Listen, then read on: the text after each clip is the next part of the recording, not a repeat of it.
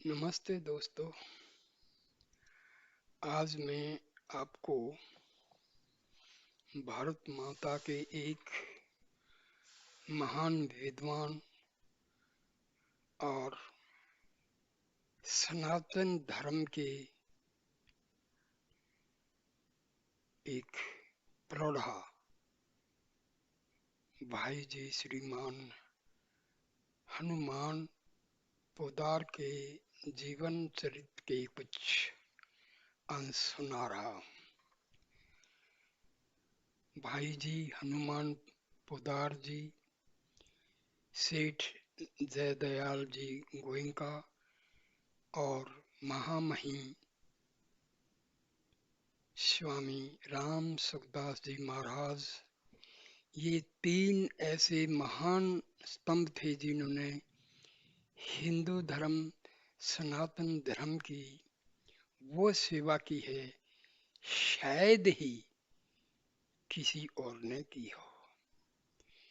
इन्होंने गोरखपुर में गीता प्रेस बनाया, उठाया और हिंदू धर्म सनातन धर्म के जो भी हमारे ग्रंथ हैं उन सब को बड़ी सस्ते दामों में लोगों को उपलब्ध कराया। ये तीनों महान हस्तियां हमारे आदर योग्य हैं। इनका त्याग बहुत ही बड़ा था। इनके बारे में जो जितना भी कहा जाए वो कम पड़ जाएगा। श्री हनुमान पोद्दार जी का जन्म श्री रघुनाथ प्रसाद जी सिंघानिया के घर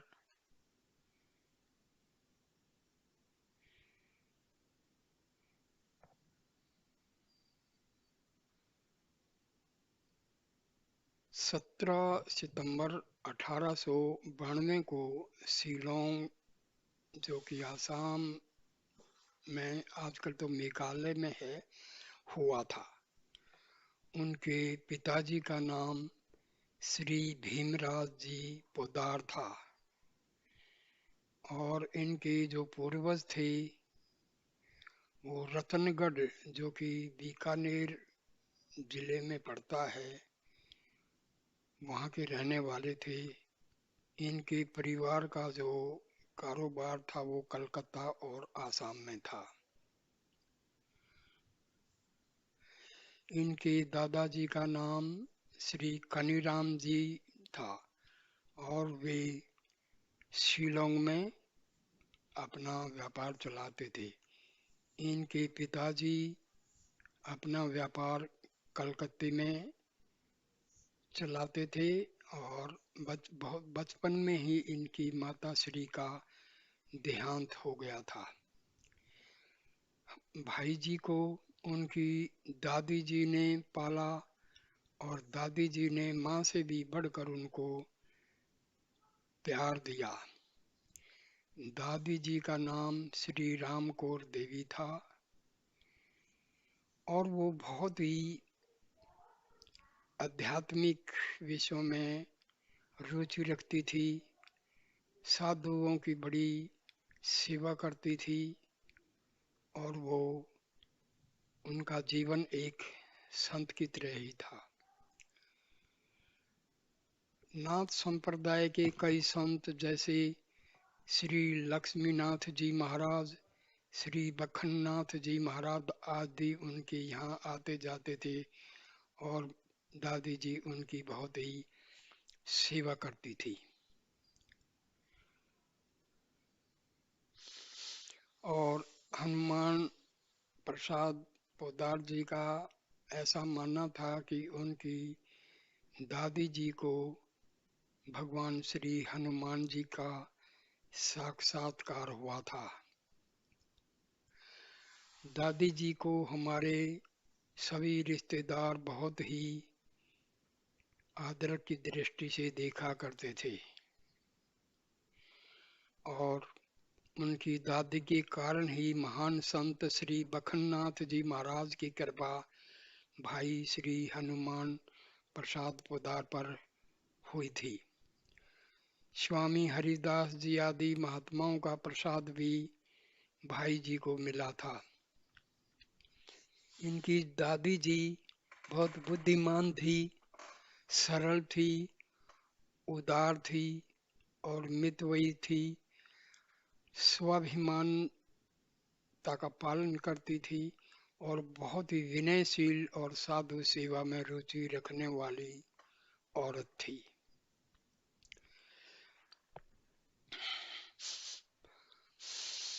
और परमात्मा में उनका बहुत ही विश्वास था।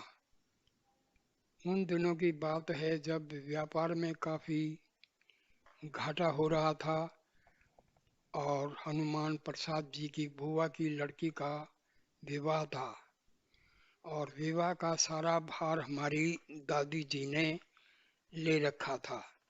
पिताजी काफी चिंतित थे और किसी तरह से 5,000 रुपए की व्यवस्था हुई जिससे आराम से शादी की जा सके। लेकिन तभी एक दूर के रिश्तेदार की पत्नी ने आकर दादी जी से कहा कि हमारे को व्यापार में बहुत घाटा हो गया है और 5,000 रुपए की हमें एकदम अति आवश्यकता है। दादी जी तो दयालु थी ही। दादी जी ने उस रिश्तेदार की पत्नी को कहा अपने पति को जल्दी बुलाओ। उस रिश्तेदार ने अपने पति को बुलाया तो दादी जी ने कहा भाई ये 5,000 रुपये मैं देती हूँ, तुम अपना कर्जा उतार देना, लेकिन हमें भी इतने पैसे की जरूरत है तो मैं ये अपने गहने दे रही हूँ, इनको बेच के और उनका जो भी मिले आपको पैसा मुझे लाके दे देना। उस रिश्तेदार ने 3,800 रुपये में वो सारे गहने बेच दिए और दादी जी को लाके दे दिए। दादी जी ने 1,200 रुपये और कहीं से इंतजाम किया और जो है लड़की की शादी जो है कर दी गई। और इस घटना का पता 3-4 साल के बाद लगा जब उस रिश्तेदार ने आकर के 5,000 रुपये दिए। भाई जी पर अपनी दादी जी के जीवन का बहुत ही ज्यादा असर था और भाई जी के जो पिता थे वो बहुत ही सात्विक प्रवृत्ति के इंसान थे। उनसे ही भाई जी को संयम की शिक्षा मिली थी। भाई जी बताते हैं कि उनके पिताजी प्राय दुकान पर कहा करते थे कि देखो भूल से भी दूसरे का पैसा ना आ जाए, दूसरे का पैसा आ जाएगा तो वह घर को बर्बाद करके छोड़ेगा। एक दिन की घटना है कि भूल से 100 रुपये एक पुर्जे में जोड़ में अधिक लग गई और भुगतान देने वाले के यहाँ भी भूल हो गई। 100 रुपये अधिक आ गए। शाम को हिसाब मिला गया तो पता लगा कि 100 रुपये अधिक आ गए। केवल सिंह नाम का व्यक्ति था। उसने पिताजी को सारी बात बताई। पिताजी बोले रुपये अधिक कैसे आ गए, तुम लाए ही क्यों? उसने बताया जानकारी में नहीं आए थे, भूल से आ गए। पिताजी बोले अभी लौटा कर आओ। उसने कहा अभी तो शाम हो गई। वह बात पूरी नहीं कह पाया था कि पिताजी बीच में बोले शाम होगी तो क्या हुआ, अभी लौट कर आओ। जब तक रुपए लौटाए नहीं जाएंगे हम रोटी नहीं खाएंगे। रुपए अपने यहाँ रहे इसलिए ब्याज भी देकर आओ। पिताजी बहुत बड़े सत्संगी थे। जगदीश्वरानंद जी भारती जो कैलाश आश्रम के महंत बहुत बड़े विद्वान तथा सदाचारी महात्मा थे। वे जब सन्यासी होकर पहले होशियारपुर पंजाब से आए तो पिताजी के पास ही ठहरे थे। इनसे मुझे बड़ी सत शिक्षा मिली। उस समय सनातन धर्म पुष्टिकरण करनी सभा थी, उसके प्रधान पिताजी ही थे। बीकानेर के दो चार सज्जन श्री शिवनारायण जी व्यास, शिव प्रताप जी आचार्य, मदन गोपाल जी कोठारी आदि उनके कई मित्र उसमें सम्मिलित थे। इसी सभा के द्वारा गठित धार्मिक प्रवचनों के सिलसिले में पंडित दीनदयाल शर्मा व्याख्यान वाचस्पति कलकत्ते पधारा करते थे। उन्होंने बड़े ही वात्सल्य भाव से मुझे भांति भांति की स्वयं सदाचार तथा शास्त्र विधि के अनुसार जीवन बताने की शिक्षा प्रदान की। अब भाई जी के बचपन के कुछ बहुत ही रोचक किस्से आपको सुनाते हैं। बचपन में क्या, जब शिलोंग में रह रहे थे तो ये सन 1896 में आसाम में भयानक भूकंप आया था और उस समय भाई जी की उम्र 4 वर्ष की थी।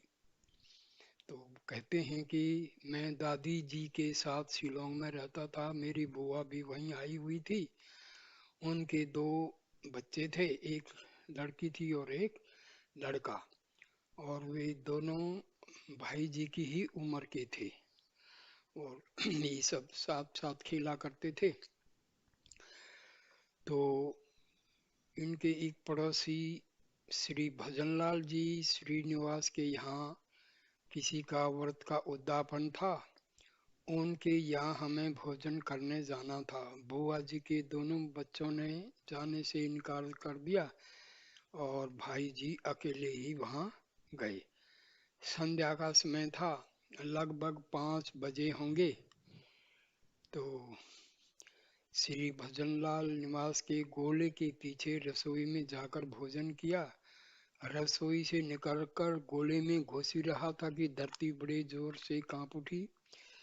तो भाई जी चिल्लाए और उनके आसपास पत्थरों की वर्षा होने लगी।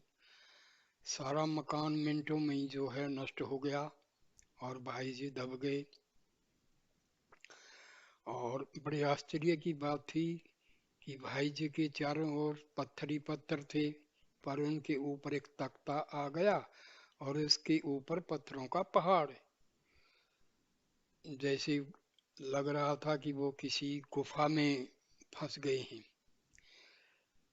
कहीं से कोई सुराख रह गया था जिससे हवा का आना जाना हो गया और भाई जी जो थे मौत से बच गए। भूकंप बंद हुआ, मूसलाधार बरसात हुई।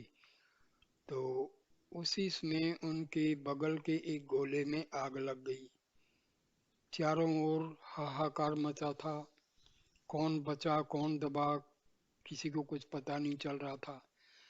दादाजी जो थे तीनों बच्चों की खोज करने लगे। उनकी भाई जी की बुआ के दोनों बच्चे पत्थरों के नीचे आके मौत को गले लगा लिया था उन्होंने। और उनकी बुआ का जो पुत्र था राम गोयनका की लाश मिली। ढूंढते और पुकारते दादाजी भजनलाल जी श्रीनिवास के गोले के पास आए। वे बड़े जोर से पुकार रहे थे, मन्नू मन्नू, मतलब भाई जी का बचपन का नाम। और भाई जी ने सुन ली।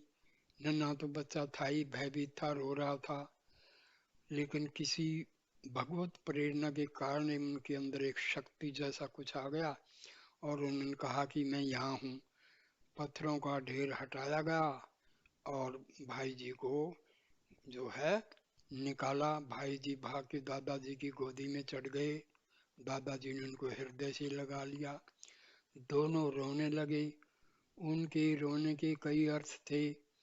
दादी जी तब तक अपने इष्ट श्री हनुमान जी को याद कर रही थी। हनुमान जी ने उनकी पुकार सुन ली। बुआ जी के बालकों के दबने का दुख अक्सर भर के लिए कुछ हल्का हो गया। अब कलकत्ते में उनके जीवन के कुछ किस्से सुनिए। जीवन के प्रारंभ से ही भाई जी को भोग सुख के विरुद्ध त्याग तथा संयम का क्रियात्मक सजीव पाठ मिला था। वो कहते हैं कि मुझे याद है जब मैं बच्चा था, शायद 12 वर्ष का था, तब 2 आने में एक कंगा खरीद कर ले आया। अमृतसर में हमारी दादी जी का पीहर था, वहां से बहुत कंघे आया करते थे, चंदन के भी और हाथी दांत के भी। इसलिए कंघे घर में रहा ही करते थे। मैं नए फैशन का एक लंबा कंघा ले आया। पिताजी ने बड़े प्यार से पास में बैठा कर कहा, भैया ये कंघा तुम खरीद कर लाए हो क्या? मैंने कहा, हाँ जी, मैं खरीद कर लाया। बोले, कितने पैसे लगे? मैंने कहा, 2 आना। तब बड़े स्नेह से बोले, भैया देखो, अपने घर में कितने कंघे पड़े हैं। अपने तो लोगों को कंघा बांट आपन तो लोगों को कंघा बांटते हैं। यह 2 आना पैसा तुमने व्यर्थ खर्च कर दिया। ऐसा नहीं करना चाहिए। देखो, अपने गंगा जी पर जावें और 2 आने गरीबों को बांट दे तो कितना लाभ हो। मुझे अभी तक उनके शब्द याद हैं। ऐसी ही उनकी भावना थी। एक तरफ बड़ी उदारता, दूसरी तरफ अपने लिए खर्चा करने में कंजूसी। बहुत पुरानी बात है कलकत्ते की। उसमें मेरे पिताजी थे, उनके पास संत महात्मा आया करते थे। वे उनका बहुत आदर करते थे। एक दिन एक बड़े वृद्ध महात्मा आए। महात्मा जी के लिए एक आयोजन हुआ कि वे रात को कुछ उपदेश करें। बड़े सरल हृदय के महात्मा थे। छल कपट उस जमाने में बहुत कम होता था। महात्मा जी बोले, बताओ किस विषय पर बोलें, ईश्वर का खंडन करें या मंडन? पिताजी हंसे और बोले, दोनों चीजें कैसी होंगी? जो सिद्धांत आप मानते हैं वही कहिए। बोले, मानने की बात अलग है, सिद्धांत कुछ नहीं। हमारे पास विद्या है, युक्तियां हैं। तुम कहो तो खंडन कर दें, तुम कहो तो मंडन कर दें। और एक किस्सा सुनाते हैं भाई जी। कहते हैं, मुझे अपने घर की एक बहुत पुरानी बात याद है। हमारे दादाजी परदादाजी 2 भाई थे। उनके लड़कों का आपस में कुछ विरोध हो गया था। किस बात को लेकर हुआ मुझे याद नहीं, मैं बच्चा था। कलकत्ते में वे लोग एक मकान में ही रहते थे, पर आपस में बोलचाल बंद थी। एक दिन की बात है, रात का समय था। पिताजी गद्दी में बैठे थे। बैठे बैठे ही उनको पहली बार ऐसा दौरा आया कि वे बेहोश हो गए। उसमें एक मुनीम थे जिनका नाम चांदमल था। वे एक डॉक्टर को बुलाने दौड़ कर गए। जब दौड़ कर कोठी से बाहर निकले तो बाहर हमारे ताऊ जी की दुकान थी। उनका नाम बिहारी लाल जी था। वे दुकान पर बैठे थे और बोले, चांदमल कहाँ जा रहे हो? वे पिताजी से तो बोलते नहीं थे, पर चांदमल तो काम करते थे इसलिए ऐसे ही पूछ लिया। चांदमल ने उत्तर दिया, बाबू बेहोश हो गए इसलिए डॉक्टर को बुलाने जा रहा हूँ। वे बोले, भीमराज बेहोश हो गया? उनके पास गाड़ी थी, वे पहले डॉक्टर के पास पहुंच गए और डॉक्टर को लेकर पहले आ गए। चांदमल तब तक आए ही नहीं थे। चिकित्सा हुई, अपनी गाड़ी में घर ले आए। उन्हें होश आ गया। जो वर्षों से इनका विरोध था वे धुल गया और उनमें आपस में बड़े ही प्रेम हो गया।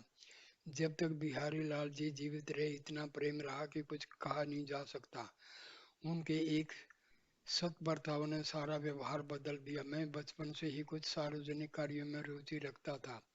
पढ़ा लिखा नहीं, पढ़ाई की दृष्टि से नगण्य, तुच्छ कुछ भी नहीं। सार्वजनिक कार्यों में मेरी रुचि थी और सामाजिक कार्यों में मैं जब 13 वर्ष का था कलकत्ते में, तब से भाग लेने लगा। उन दिनों भारत की आज़ादी के लिए क्रांतिकारी जो थे बहुत सक्रिय थे।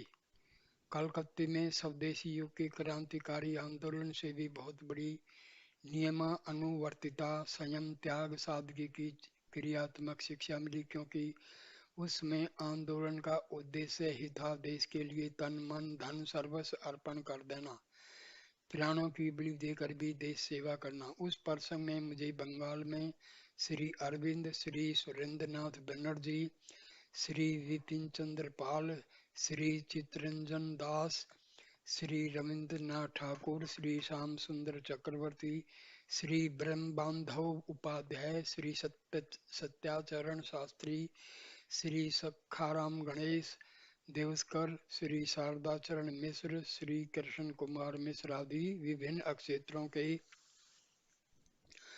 महानुभावों से बार बार मिलने, किन्हीं किन्हीं के साथ अत्यंत अंतरंग संपर्क में आने का अवसर मिला। उससे मुझे त्याग में जीवन निर्माण में बड़ी सहायता मिली।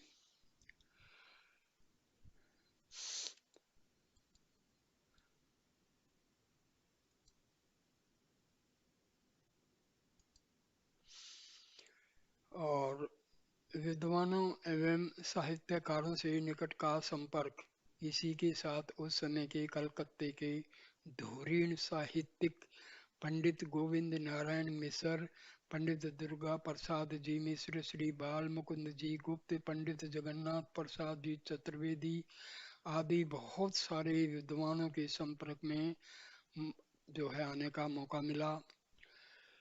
उन दिनों 1906 में स्वदेशी वस्त्र का बड़ा जोर शोर से प्रसार हो रहा था और भाई जी ने जो है शुद्ध खादी पहनना शुरू कर दिया था। और वो उन्होंने तो गांधी जी से ही पहले, जो गांधी जी से भी पहले खादी का जो है उपयोग करना शुरू कर दिया था। मोटी चद्दर का कपड़ा पहनते थे। और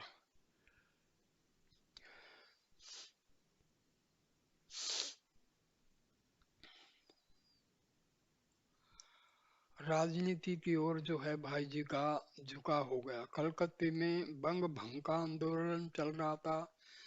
तभी से कहते हैं भाई जी मेरा राजनीतिक की ओर जो है झुकाव हो गया था। सन 1906 ईस्वी कलकत्ता कांग्रेस में, जिसमें श्री दादा भाई नौरोजी प्रेसिडेंट थे, पहले पहल में शामिल हुआ था।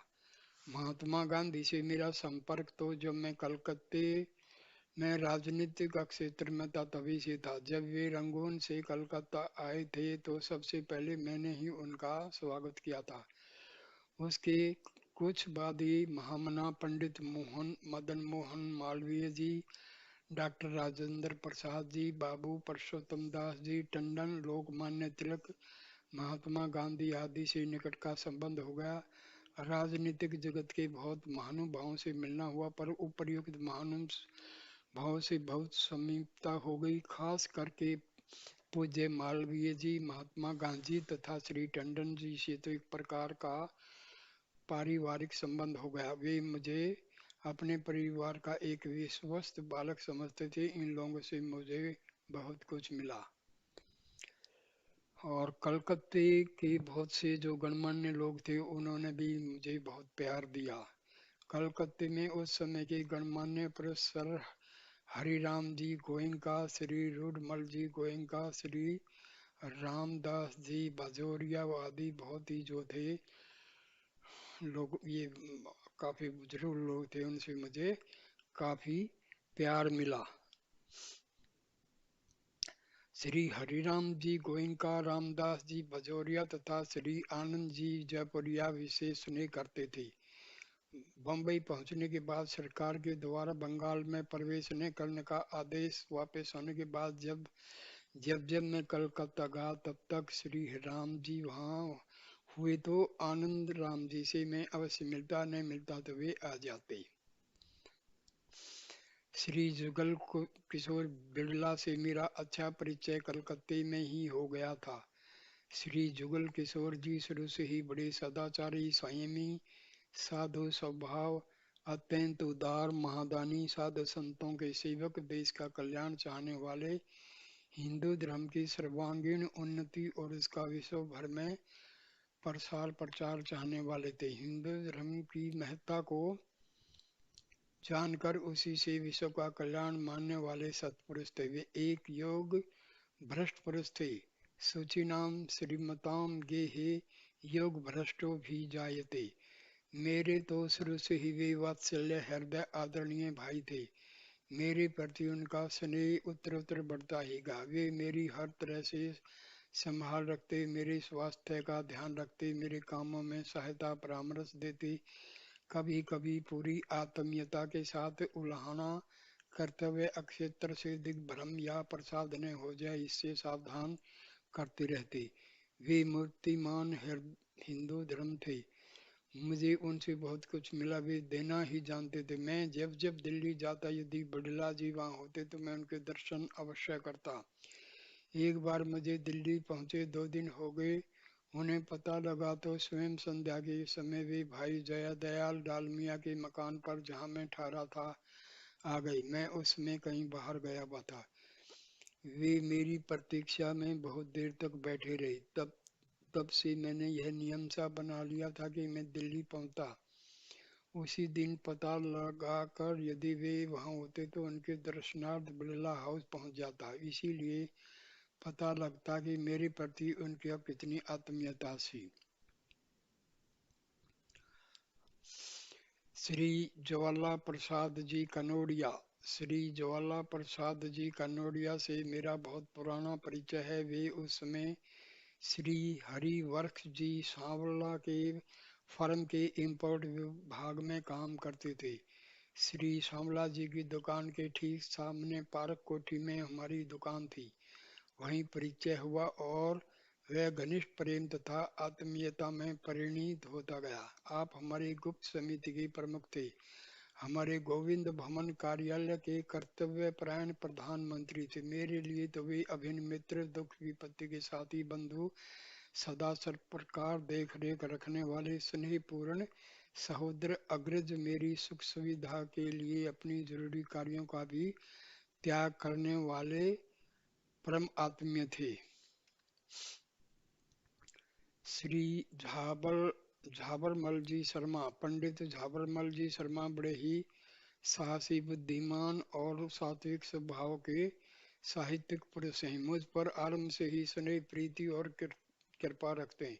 इसलिए मेरे प्रति जो उपकार हैं, इन्होंने जो सद्भाव मुझे दान किया है, अब तक दे रहे हैं, वह सर्वथा आदरणीय है।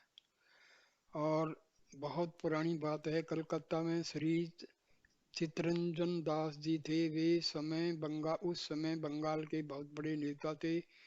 मेरा उनसे बड़ा निकट का संबंध रहा। वे बड़े उदार थे, ऐसे उदार हमने बहुत कम लोग देखे हैं। उनका उनको डुमरांव केस जीतने पर एक दिन 4.5 लाख रुपए मिले थे। घर पहुंचे तब तक एक पैसा भी पास में नहीं रहा। 4.5 लाख सब के सब पहले से ही चेक लिख रखे थे। एक बार गांधी जी बोले, दास बाबू आपका धन बहुत व्यर्थ जाता है, आप ठीक समझकर खर्च नहीं करते। गांधी जी ने उनसे अपनी दृष्टिकोण से ठीक ही कहा। दोनों ही महापुरुष थे, पर दृष्टिकोण तो सबका अपना अपना अलग अलग होता है।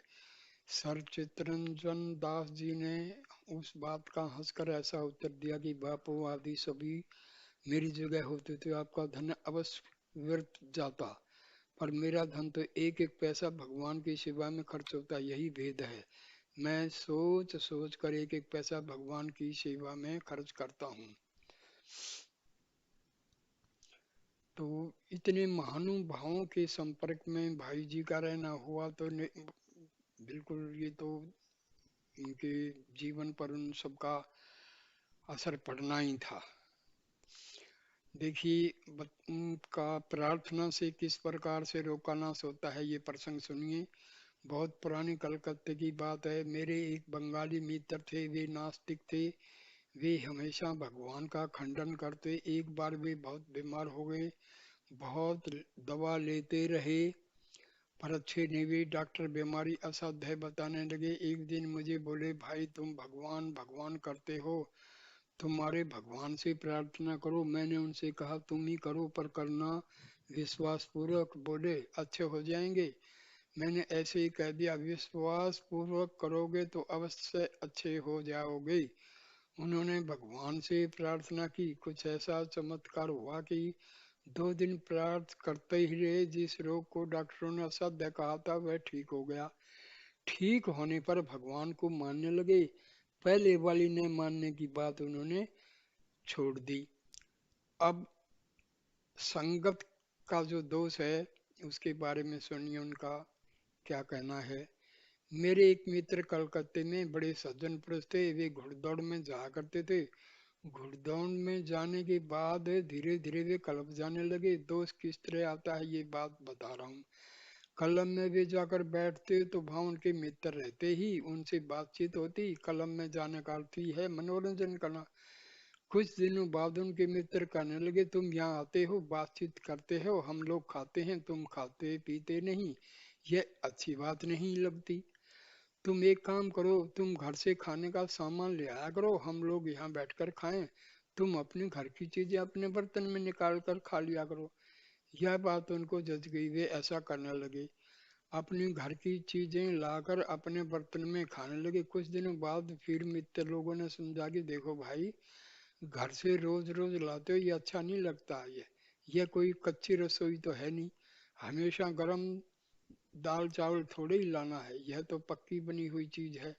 लाकर यहाँ अलमारी में रख दो, 5-7 दिन के लिए एक साथ ले आओ, यहीं से लेकर खा लिया करो। उन्होंने ऐसा ही किया। थोड़े दिनों बाद मित्र बोले, तुम लाते हो अलमारी में रखते हो, अलग लेकर खाते हो, ये अच्छा नहीं लगता। तुम जो चीज खाते हो वह यहीं बनवा लिया करो, इसमें क्या हर्ज है, तुम्हारे लिए अलग बन जाएगी। ऐसा होने लगा, उनके लिए अलग बनने लगी, वे वहीं खाने लगे। होते होते विस्तार से न कहकर संक्षेप में कहना है, फिर वे अंडा खाने लगे, फिर मांस खाने लगे। वे बिल्कुल निरामिष भोजी थे, अंडे मांस बड़ी घृणा करते थे। पर होता यही है, पहले उपेक्षा बुद्धि होती है, फिर घृणा निकलती है, फिर उसमें से समीचीन बुद्धि हो जाती है, फिर वह आवश्यक लगने लगता है। उसके बिना काम नहीं चलता, इस तरह जीवन में पाप आ जाता है।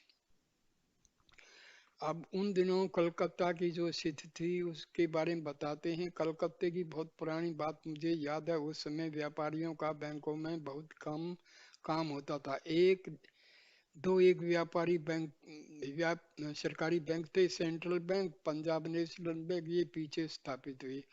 कुछ विदेशी बैंक थे। बैंकों में केवल जिनके बड़े ऑफिस थे या विदेशियों के काम होते थे, बाकी सारी लेन देन नकद रुपए में होती थी। मैं अपनी बात कहता हूँ, हमारा कपड़े का कारोबार था। रात को 12 बजे, 1 बजे, 2 बजे तक जमादार लोग नकद रुपयों की थैलियां झांके पर उठाए रात को तंग अंधेरी गलियों में लेकर आते। मन में किसी प्रकार की संख्या ही नहीं थी कि कोई लूट लेगा। आज दिन दहाड़े बैंकों में लूट लेते हैं, हमारा चारित्रिक पतन हो गया। इसी तरह स्त्रियां पहले अकेली घूमती थी, कहीं भी घूम कोई डर भय नहीं था। अब भाई जी, संत परवर सेठ जी श्री जय दयाल गोविंद का से प्रथम मिलन के बारे में बताते हैं। क्योंकि मेरे जीवन पर उपनिषदों का, श्री मद भागवत का तथा वैष्णव ग्रंथों का बड़ा प्रभाव है। महान आचार्य श्री शंकराचार्य तथा भगवान श्री चैतन्य देव से मुझे सर्वाधिक लाभ प्राप्त हुआ है। पर यदि सत्य कहा जाए तो मेरे जीवन पर बहुत बड़ा प्रभाव श्रद्धेय पूज्य श्री जय दयाल जी गोविंद का है। उनको मेरे पास भगवान ने ही भेजा जा। यद्यपि संबंध में वे मेरे मौसेरे भाई होते थे, तथापि दूर दूर रहने से मिलने का काम नहीं पड़ा था। मेरे नाना जी और उनके नाना जी बहुत निकट के भाई थे। लगभग 1910 की बात है। कलकत्ते में पारक कोठी में हम लोग कपड़े की दुकान थी। हमारी दुकान के सामने श्री शिवदत्त राय जी की दुकान थी। उनके यहाँ श्री सेठ जी आया करते थे। मेरे पिताजी वहाँ जाया करते थे। फिर पिताजी के साथ हमारी दुकान पर वे स्वयं आने लगे और उन्होंने मुझे अपनी ओर खींचा। मेरी भी उनकी ओर रुचि बढ़ी। उन दिनों जब जब वे कलकत्ता आते तो श्री गणेश दास कृष्णदास जी नाम की फर्म थी, उनके यहाँ हनुमान बख्श जी गोविंद का मुनीम थे। उनकी गद्दी में वे ठहरा करते। उनके चाचा आदि शायद जोखी राम जी नाम था, पूरा याद नहीं, वे तुला पट्टी में रहते थे, दलाली करते थे, उन्हीं के यहाँ भोजन किया करते थे। मैंने फिर ज्वाला प्रसाद जी कनौड़िया से कहा कि आप भी जाया करें। श्री ज्वाला प्रसाद भी जाने लगे। वे भी हमारे सत्संग में प्रदान हुए और भी दो चार व्यक्ति कहा करते हुए जाने लगे। कुछ समय बाद राजनीतिक गतिविधियों के कारण हम लोग गिरफ्तार हो गए। हमारे पर केस तो चला नहीं, इस केस के लिए तो पुलिस को प्रमाण नहीं मिला। डिफेंस ऑफ इंडिया एक्ट के अंतर्गत हम लोगों को नजरबंदी में रखा गया। हम लोगों से पूछा गया कौन कहाँ रहेगा। सेठ जी के संपर्क के कारण मैंने कह दिया बांकुड़ा। मुझे बांकुड़ा से 24 मील दूर एक छोटा सा गांव शिमलापाल है, वहीं रखा गया। वहां जाते समय बांकुड़ा गया तो सेठ जी के पास ही ठहरा। उसमें सेठ जी और उनके मामा जी का एक साथ ही व्यापार था।